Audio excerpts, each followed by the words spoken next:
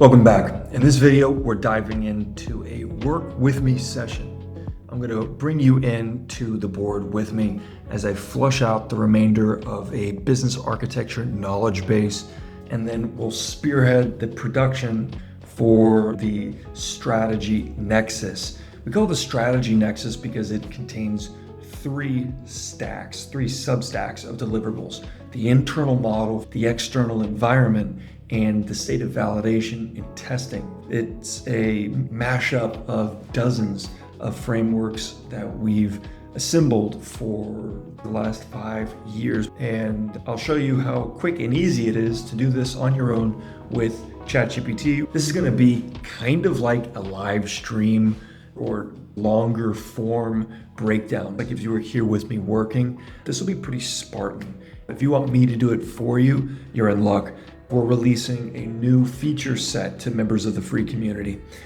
Beyond the framework for the venture map, which is a giga template inside of Miro, and the free one-on-one onboarding call with myself, which allows us to get you spun up with the key workflows that you'll need, and the venture map masterclass that'll teach you step by step exactly what tools to use and how and when to implement them where within the venture map, how to operationalize those deliverables through your CRM, through project management tools, through team communications and funnel designs and all that stuff. It is the AI COO playbook. You can have all of that by becoming a member of the venture map community on Skool as a fractional AI-enabled COO to small business owners. We'd love to welcome you into taking the first step in that engagement by joining the free community and getting a sense for how our methodology works in the real world to move the needle for your business. All right, let's dive into it. And if you haven't yet shared this with your operations leader, you should definitely do so. Take a few notes, pass it over to them. If your operations leader, whether it's a project manager or implementation specialist or just the de facto second in command, if they are not using the tool set that I'm about to flow through, which is Miro, Trello, Gamma, Sunsama, and a few others, it would be highly advantageous for them to do so. A big part of all of this is using Miro and ChatGPT for project management. So without further ado, I'm just gonna zip into this and we'll get into a little workflow. I sing praises to your name, oh Lord, praises to your name, oh Lord, for your name is great and greatly to be praised.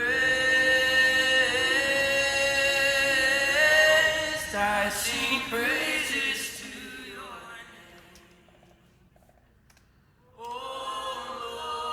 Lord, praises to your name, oh Lord, for your name is great and greatly to be praised. So we sing together, I sing praises to your name, you alone, oh Lord, praises to your name, oh Lord, for your name is great and greatly to be praised. We give glory to your name. Oh, I give glory to your name. Oh, Lord, glory.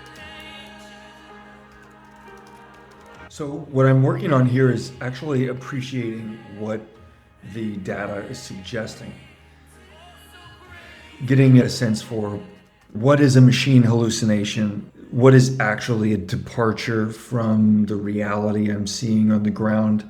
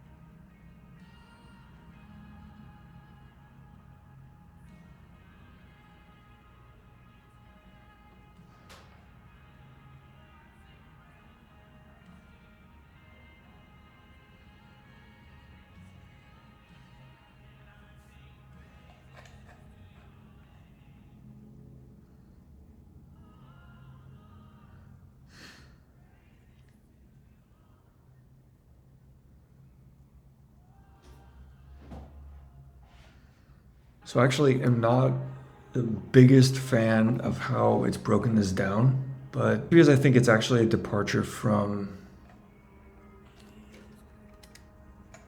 the way BizBach does it. I don't exactly care that much about it.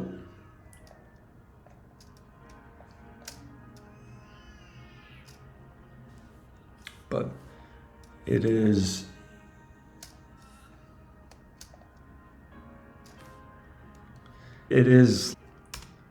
something to be aware of. Okay. Oops.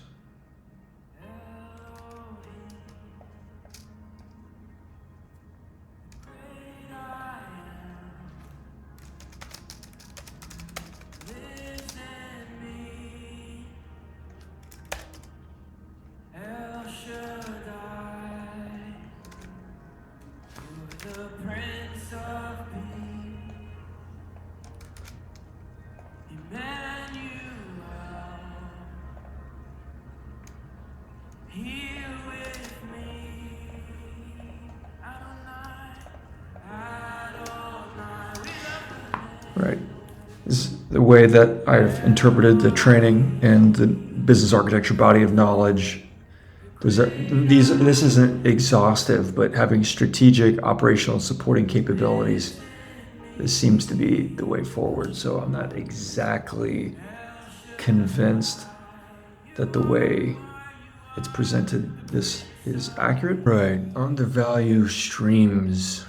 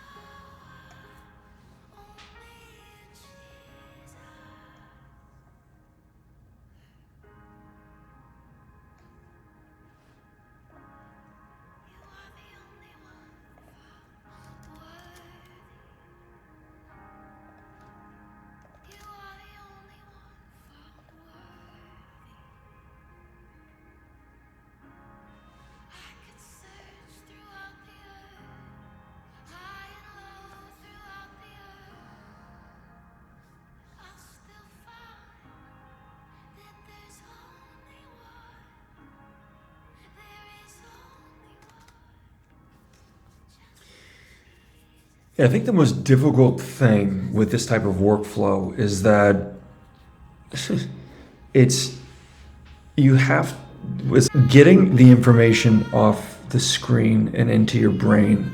That is the greatest challenge we face as operators. The amount of information that can be produced has grown exponentially. We can have deliverables in a matter of minutes that would have taken literally weeks or months. And adapting mentally to that, that's tricky. On the one side, we can produce things according to best practices and industry benchmarks. And that's obvious, right? And in this case, very, very easy, pragmatic example to say we're producing value streams. We're producing a value stream deliverable. That's a specific, targeted, well-defined framework or viewport into a business. It's obvious how to do that in a way that's in keeping with best practice.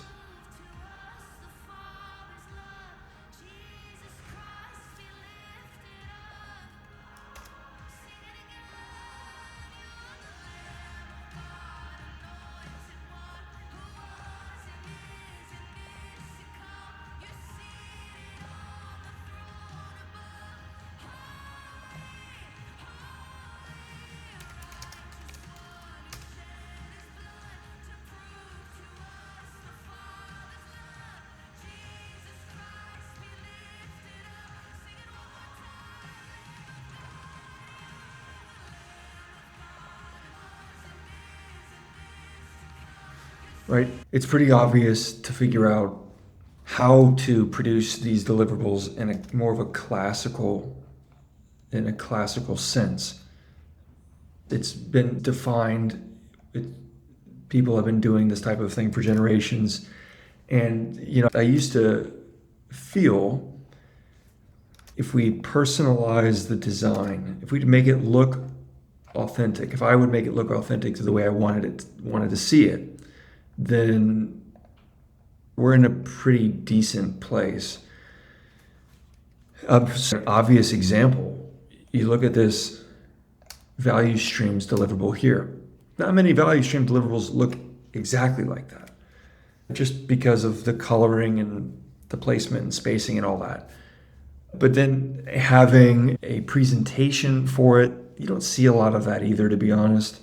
In my direct experience at that individual deliverable level, you don't see that level of nuance, which I don't know if that's a good thing or bad thing. Personally, think it's helpful, but the more that I keep doing this, the more, man, this is a half step in a direction that we need to keep pushing into, because even this, it's still difficult. You've got to really pull the information off the page. It doesn't really flow. It needs something better. I mean, frankly, it needs to be better than what it is right now. There needs to be a story told. There needs to be an invitation to the user. I've been building a range of best practice formats for how end users will most reliably go through a given deliverable across anything. Literally, a massive, massive range of different types of deliverables. You name it, right? As you imagine yourself as a COO, you're basically presenting every type of deliverable under the sun at one point or another.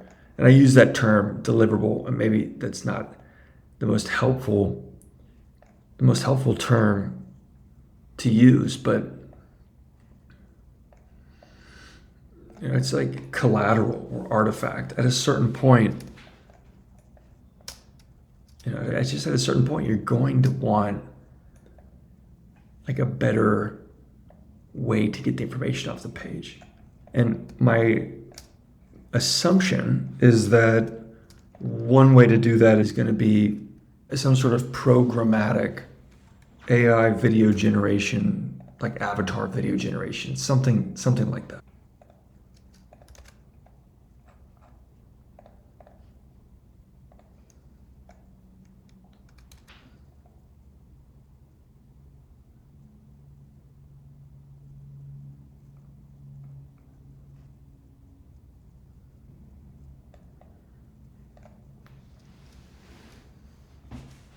If you consider this concept of levels of abstraction, and you can go really detailed, you can zoom up and get broader and more abstracted.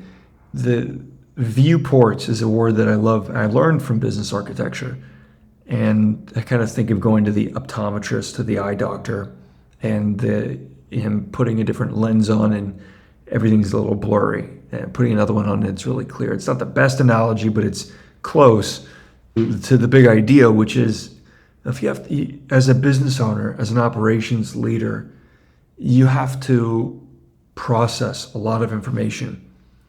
And information is integrated with things downstream from it and upstream from it. There's inputs to create any discrete unit of information. That information was originated from somewhere. It's oftentimes a derivative of some sort of other precursor information, and that is an enabling force for follow-on derivatives, to use that word again, for information to be produced from that as a building block. Likewise, it coexists alongside of others vertically, and it has an ecosystem dynamic to it. And the whole idea of getting the information off the page, I mean, that's the hardest part I've come to find. I've looked into a very varying range and a wide array of disciplines. User interface design, human-computer interaction, game design principles, storytelling, and more. And human behavior change, all of these sorts of things. And it's like, dude, it's complex. It's not exactly obvious how to build a framework to consistently get information that invites users in.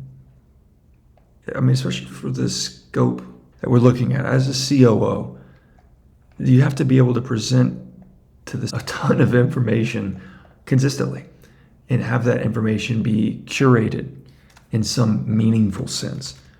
Because at the end of the day, even if you've got a powerhouse at the helm, at the wheel, they're still human. And they can only handle so much information before they're overwhelmed, and frankly, before there's diminishing returns. Because it's like that's why I'm a big believer in monotasking. It's much better to just do one thing at excellence than 10 things with mediocrity. So, but still, the challenge remains, which is to get this off the page in a really coherent manner, quickly. I'm missing that word, quickly. Because you can brute force it. You can easily brute force the thing and spend days on it. But for these knowledge-based assets, it has a few things working against it. For starters, one of the things that's working against it is that it's an indirect contributor to revenue. It's a non-direct contributor to revenue. It's like just by doing this activity, you're not actually producing in a financial context. So there's already an underlying sense of having to move quickly through this type of exercise, which makes all the sense in the world. But it's that also, if that's the only view you take on it, if that isn't counterbalanced by the opposing view, a longer range picture, then you're always going to be stuck in a state of reactivity. You're always going to be playing catch up and doing the same thing over and over and over again manually as though it was the first time. Systems building, systems development and design, it requires a level of detachment, to step back, to not be funneled in and zeroed in on a specific point. You have to have a level of context and a broadened view of the overall picture to understand the highest leverage points, to understand the emphasis of effort. Where are the areas that if we put in our focused effort for a period of time, we'll get the most meaningful results? And in order to do that, there has to be some degree of detachment from that operating rhythm. You have to be able to step back and enter into that strategic mindset.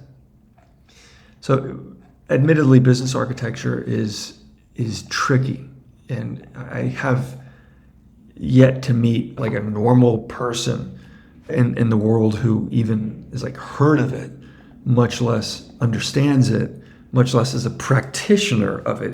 These people seem to be enigmas, and then to use a fun word, but I know that they are out there, and I know that it's a international effort within enterprise architecture. And I think, admittedly, small businesses don't ever find themselves using the discipline because of the scale and the complexity. I'm pretty stubborn on the idea that there's a lot of value to be gained from disciplines that are typically reserved for like big enterprises, for small businesses. And I think traditionally they were inaccessible because of cost and complexity.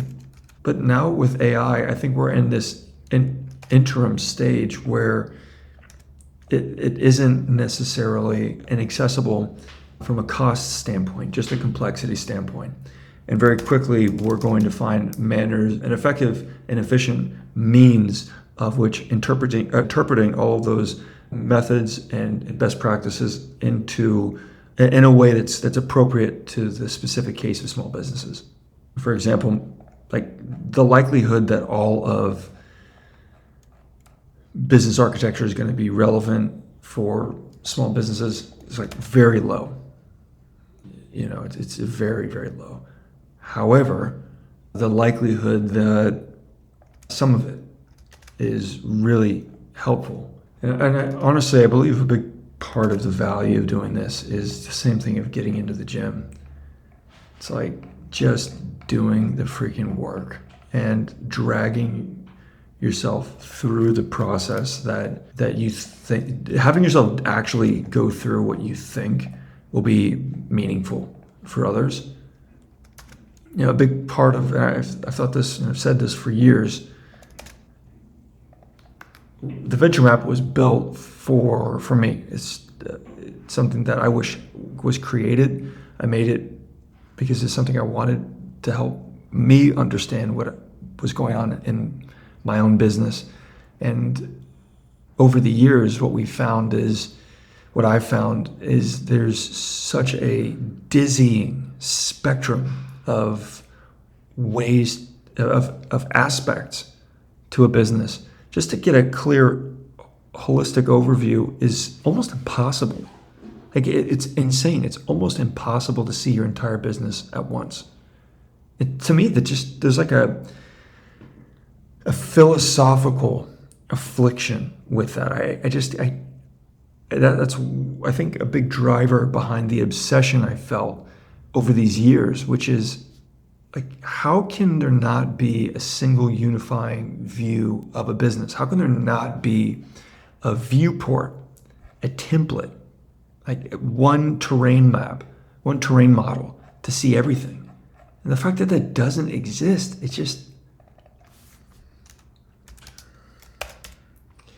it's crazy to me. So I've said I don't know exactly what that looks like, but I know it should exist.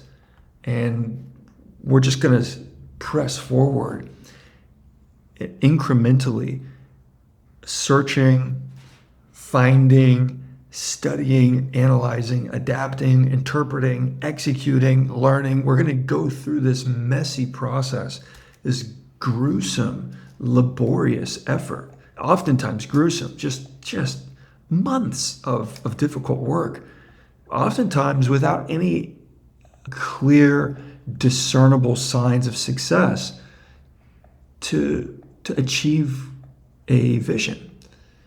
And the vision, perhaps somewhat misguided, but the vision nonetheless has been to create this thing that we want, that I want. And until that exists, there can be no respite, from the standpoint of like allocation of effort and focused execution. There can be no stop.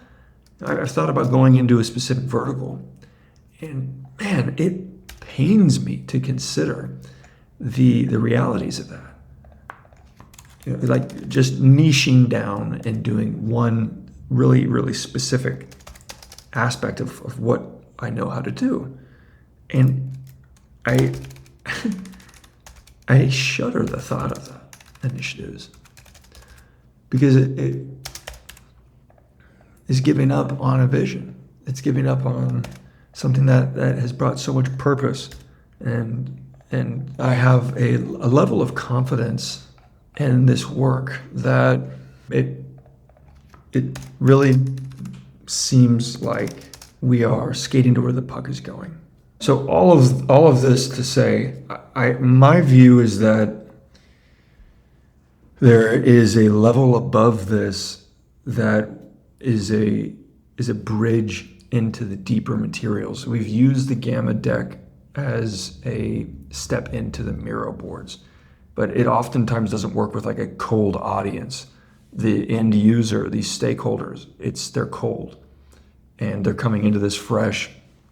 Now more than ever, there's more information ready faster, and it's insane. It's like that's why we made the briefing videos. So it's actually, you don't have to read through the deck, it's going to be presented to you. That's great. But even then, it's still not good enough.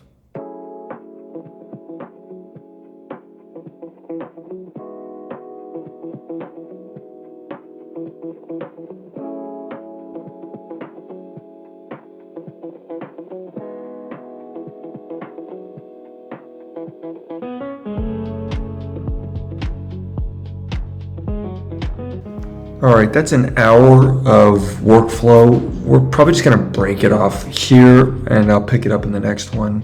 This is what it's like getting the job done. So I spent an hour just inching through it, and that's how it goes, man. If you've got questions for me on how I go about producing these deliverables, let me know. Otherwise, if you want me to just do this for you, join the free community, get the template, book a call, and we'll jump on a one-on-one for free, get you onboarded, get you set up. Should be a good time. I'll keep searching on the whole idea of what the viewport is at a higher level of abstraction. In other words, is it like a Google VO3 Yeti with a selfie stick telling you a story for 60 seconds, a narrative version?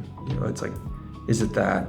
Is it an AI agent that's conversational? I'll keep diving into that and follow up on the next one. Thanks again for watching.